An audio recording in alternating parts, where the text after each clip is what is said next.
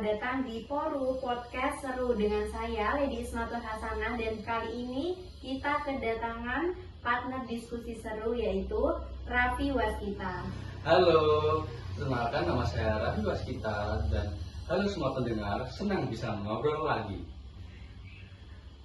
Oke, baik Raffi, kali ini kita akan membahas topik yang sangat seru. Kita itu akan membahas topik yang sering dianggap remeh baik di sosmed ataupun di chat, yaitu kita sering mendengar dengan singkatan PUEB atau Pedoman Umum Ejaan Bahasa Indonesia. Kira-kira seberapa penting sih penggunaan PUEB ini di tengah gempuran teknologi digital? Nah, menurut saya PUEB itu sangat penting sekali. Memang kelihatannya sepele, tapi ini fundamental loh. Terutama untuk konten atau komunikasi yang lebih formal, contohnya saat acara resmi atau undangan pernikahan. Nah, walaupun undangan pernikahan tidak terlalu formal, namun kita dilihat oleh banyak orang dan keluarga-keluarga menantu. Jadi kita harus menggunakan bahasa yang formal agar tercermin pribadi yang baik bagi mereka. Oke, kita kupas tuntas, tapi sebelumnya untuk pendengar yang lupa, EYD sekarang tuh sudah digantikan menjadi PUEB atau Pedoman Umum Ejaan Bahasa Indonesia. Tapi intinya sama dalam standarisasi tata bahasa maupun penulisannya. Oke, sekarang saya ingin bertanya nih, seberapa penting kredibilitas PUEB dalam penggunaan sehari-hari? Nah, kita mulai dari poin yang paling krusial, yaitu kredibilitas. Bayangkan kita sedang membaca artikel dari brand atau influencer ternama, tapi banyak salah dalam hal penulisan. Spasi berantakan dan tanda baca yang tidak sesuai membuat kita menjadi bingung saat membaca dan saat kita ingin mencerna poin utamanya. Apa yang terlintas di benak kamu soal yang spasi yang berantakan dan tanda baca yang tidak sesuai? Nah, dalam benak saya pasti muncul kenapa kesannya seperti buru-buru sekali dalam penulisannya, jadi terkesan kurang profesional sehingga menurun drastis tata bahasanya. Betul, dalam komunikasi digital, tulisan adalah wajah kita. Konten yang ditulis dengan PUEB yang baik menunjukkan ketelitian dan profesionalisme. Untuk copywriting, email, klien, atau proposal digital, salah satu tanda baca saja bisa mengubah makna atau yang lebih parah, membuat kita terlihat tidak kompeten dalam menulis. Contoh yang paling sering kita dengar itu antara penggunaan di, yaitu di yang dipisah dan juga di yang digabung. Misalnya dijual atau dijual, jelas beda maknanya. Tepat sekali, dijual itu fatal.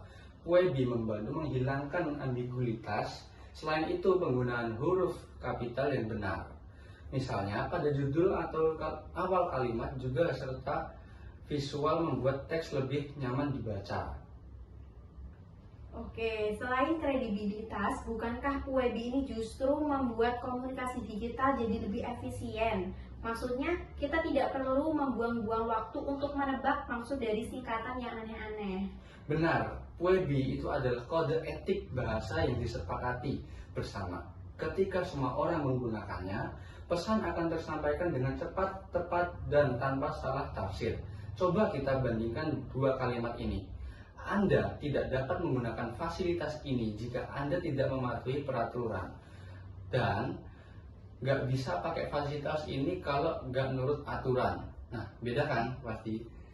Nah, betul. Jadi yang pertama itu terkesan jauh lebih jelas dan juga tegas, terutama untuk dokumen-dokumen yang penting. Jadi singkatan itu hemat karakter tapi boros waktu untuk interpretasi. Khususnya di dunia kerja, email formal atau chat bisnis yang menggunakan singkatan atau ejaan santai seringkali dianggap tidak sopan atau bahkan tidak menghargai penerima. Contoh saat kita diwawancara oleh HRD, kita seharusnya menggunakan bahasa yang lebih sopan agar terkesan memiliki kode etik saat berbahasa. Oke, jadi kita sepakat kalau PUEB ini sangat-sangat penting. Tapi bagaimana caranya kita menjaga standar ini di tengah kecepatan komunikasi digital? Apakah ada tips dari kamu, Raffi? Ada beberapa hal yang bisa kita lakukan. Contoh, yaitu yang pertama adalah bedakan konteks.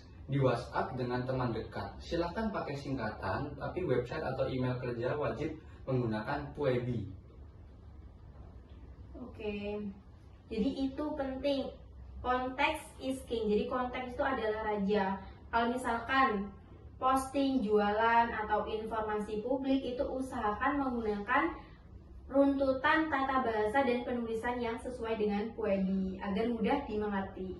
Betul sekali. Lalu yang kedua adalah manfaatkan fitur koreksi otomatis di smartphone atau browser. Fitur ini seringkali membantu mengoreksi kesalahan dasar seperti spasi atau typo. Bagi yang tidak tahu, typo adalah kesalahan penulisan seperti saat kita menulis kata apa, namun mungkin kita luput dengan keyboard yang kita pakai menjadi APD. Nah, itu kan salah. Nah, kita harus memanfaatkan fitur auto correction atau koreksi otomatis dengan benar. Lalu, kalau ragu-ragu dengan satu kata atau penulisan baku, cek langsung di sana. Itu gratis dan resmi. KBBI dan Puebi online ya, itu termasuk power tool yang sering dilupakan. Jadi intinya bukan cuma gaya-gayaan atau sok formal, tapi ini soal respect terhadap pembaca, efektivitas penyampaian pesan. Jadi gunanya tata bahasa yang baik, yang benar sesuai dengan Puebi itu ya, agar apa yang kita tuliskan itu tersampaikan oleh pembaca.